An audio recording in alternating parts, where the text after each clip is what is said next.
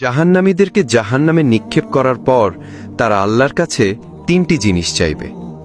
1 number, জাহান্নামীরা বলবে, হে আল্লাহ, আমাকে এত কষ্ট না দিয়ে আমার মৃত্যু দিয়ে দাও। তখন আল্লাহ তাআলা বলবেন, হে বান্দা, জাহান্নামে কোনো মৃত্যু নেই। নাম্বার 2, জাহান্নামীরা তখন বলবে, হে আল্লাহ, তাহলে আমাদের জাহান্নামের আযাব একটু হালকা করে দেন। 1 মাসে অন্তত 1 দিন বিরতি দেন, অথবা 24 ঘন্টার মধ্যে আমাদের 10 মিনিট হলেও আযাব থেকে বিরত রাখুন।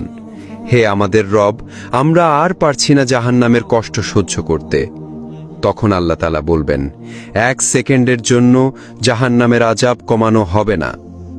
নাম্বার 3, জাহান্নামীরা বলবে, আল্লাহ, আমাকে দুনিয়ায় আরেকবার পাঠিয়ে দিন, আমি দুনিয়াতে গিয়ে শুধু আপনার ইবাদত করব। তখন আল্লাহ বলবেন, দুনিয়াতে আর ফেরত দেওয়া হবে না, আমি তোদের হায়াত